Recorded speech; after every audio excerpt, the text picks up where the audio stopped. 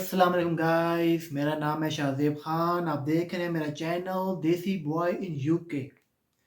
कल मैंने एक वीडियो अपलोड की थी जिस पे मैंने स्पाउस वीज़े पे जो लोग आना चाह रहे हैं यूके या फियांसी वीज़े पे यूके आना चाह रहे हैं, तो मैंने उसमें एक कंप्लीट गाइड किया था कि आप को कौन-कौन से डॉक्यूमेंट रिक्वायर होंगे, क्या रिक्वायरमेंट है, आप कैसे आ सकते हैं। और मैंने बताया था कि अगर आप मेरी वीडियो देखते हैं फुली कंप्लीट और जो डॉक्यूमेंट मैंने आपको बताए हैं वो आप अटैच करते हैं, तो आपको लॉयर के पास जाने की ज़रूरत नहीं है कंसल्टेशन के लिए। लॉयर आपसे चार्ज करेगा 100 और 150 पाउंड। तो आप वो वीडियो देख लें और जैसे मैंने बताया अप्लाई करें, तो आपको लॉयर के पास जाने की भी ज़रूरत नहीं है, क्योंकि मैंने खुद रिसेंटली यही डॉक्यूमेंट सबमिट कराए हैं अपने वीज़े के लिए। ठीक है? तो जिसने वो वीडियो नहीं देखी वो जाके देख ले, पूरी इन्फॉर्मेशन गिवन है। आज की वीडियो में मैं आपको बताऊंगा कि जो spouse visa, family visa like fiance हो गया, स्पाउस हो गया, तो उसकी जो फ़ी है, क्योंकि अभी रिसेंटली जो फ़ी अपडेट हो चुकी है, ये 4 अक्टूबर 2023, ठीक है ना? इस मंथ की 4 तारीख से आज 7 तारीख हो गई है ना? आज 7 है, 7 अक्टूबर है। तो 4 तारीख से फ़ीसें इंक्रीज़ हो चुकी हैं, गवर्नमेंट ने इंक्रीज़ कर दी हैं। तो मैं आपको ब्रेक डाउन करके बताऊंगा कि अगर आप आउट ऑफ कंट्री हैं, लाइक इंडिया में या पाकिस्तान में या बांग्लादेश में हैं, अप्लाई कर रहे हैं, तो आपको कितने पैसे पे करने पड़ेंगे। मैं हर चीज़ को ब्रेक डाउन करके बताऊंगा कि आपने कितने कितने पैसे पे करने हैं। ठीक है? और अगर आप लोग ऑलरेडी यूके में रह रहे हैं, तो फिर आपको कितने पैसे पे करने पड़ेंगे, दोनों में डिफरेंस है। तो मैं वो भी आपको ब्रेक डाउन करके बताऊंगा स्टेप बाय स्टेप कि आपने कितने कितने पैसे पे कर रहे हैं, क्या क्या फ़ी है। तो वीडियो को एंड तक देखिएगा, स्किप ना करिएगा। और रिक्वेस्ट है कि प्लीज़ लाइक कर दें, सब्सक्राइब करें, शेयर करें, कमेंट करके बताएं कि आपको वीडियो कैसी लगी, ताकि मज़ीद इंफॉर्मेटिव वीडियो आपको मिलती रहे।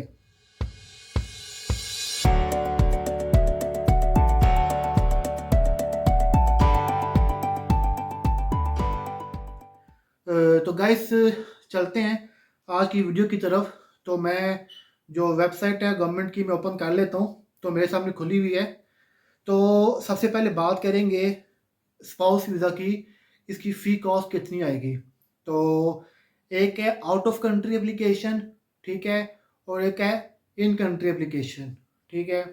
तो सबसे पहले मैं बात करूंगा आउट ऑफ कंट्री, कि जो लोग अभी यूके में नहीं आए और वो फैमिली वीज़ा पे यूके आ रहे हैं, तो उनको कितनी फ़ी पे करनी पड़ेगी। मैं थोड़ा तेज़ बोलूँगा ताकि वीडियो बहुत लंबी ना हो सके और जल्दी से इसको वाइंड अप कर लें।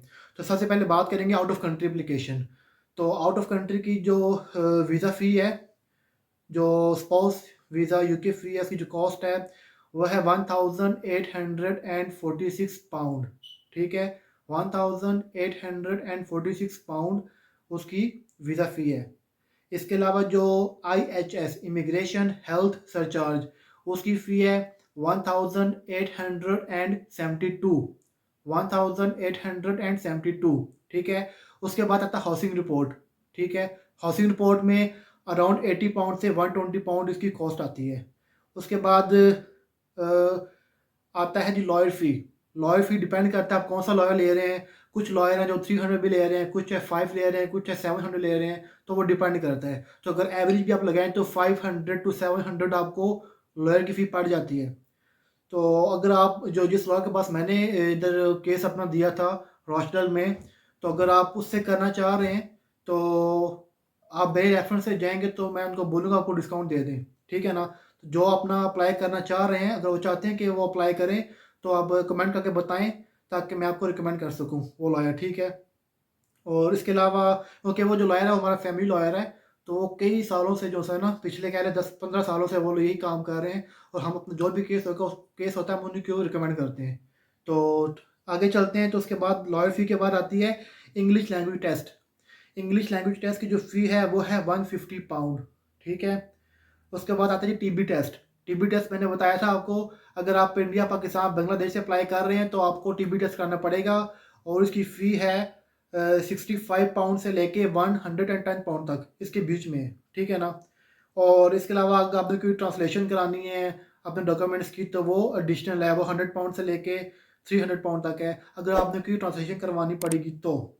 ये हो गया जी आउट ऑफ कंट्री एप्लीकेशन, जो आपने आउट ऑफ कंट्री हैं, यूके से बाहर हैं, अप्लाई कर रहे हैं। ये एज़ ऑफ नाउ जो अपडेट हो चुका है ना अभी 4 अक्टूबर के बाद, मैं वो बता रहा हूँ कि आपने अभी क्या पे करना पड़ेगा 2023 और 24 में, ठीक है ना? इसके बाद बात करेंगे in country application. In country application में जो वीज़ा फ़ी होगी, स्पाउस वीज़ा फ़ी होगी वो 1048 पाउंड है, 1048 पाउंड, ठीक है? और जो इमिग्रेशन हेल्थ सरचार्ज है वो है 1560 पाउंड, ठीक है? इसके अलावा हाउसिंग रिपोर्ट दोनों की सेम है, इसकी भी अराउंड 80 टू 120 पाउंड के दरमियान है, ठीक है।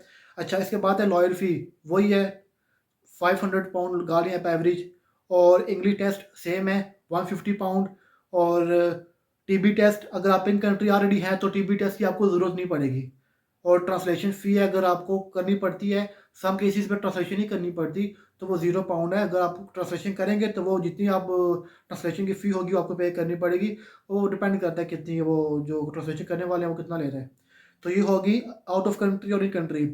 एक और चीज़ है यहाँ पे, जो गवर्नमेंट है, यूके गवर्नमेंट ने एक सर्विस प्रोवाइड की है, उसे कहते हैं प्रीमियम सर्विस। वो मैंने खुद भी अवेल की है वो सर्विस। तो उसमें एक होती है प्रायोरिटी सर्विस और एक होता है सुपर प्रायोरिटी सर्विस, ठीक है ना? तो अगर आप ऑलरेडी यूके में रह रहे हैं, आपको फिर ज़रूरत नहीं है कि आप ये सर्विस लें, प्रीमियम लें या सुपर प्रायोरिटी सर्विस लें, ज़रूरत नहीं है आपको।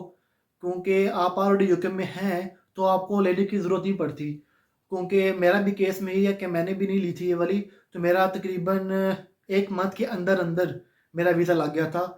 जो मैंने नॉर्मल ही जो था उनका स्टैंडर्ड था प्रोसीजर, मैंने वही फ़ॉलो किया, मैंने कोई सर्विस नहीं ली, तो मेरा 1 मंथ के अंदर मेरा वीज़ा लग के आ गया, ठीक है ना? लेकिन अगर आप आउट ऑफ कंट्री हैं, लाइक इंडिया, पाकिस्तान, किसी और कंट्री में कहीं से भी अप्लाई कर रहे हैं, तो इसके लिए ये है कि आप चाहते हैं कि आप जल्दी से आपका डिसीजन हो जाए, गवर्नमेंट आपका जो इमिग्रेशन है वो डिसीजन ले ले आपकी एप्लीकेशन के ऊपर कि उन्होंने आपको वीज़ा साइन करना है या नहीं देना।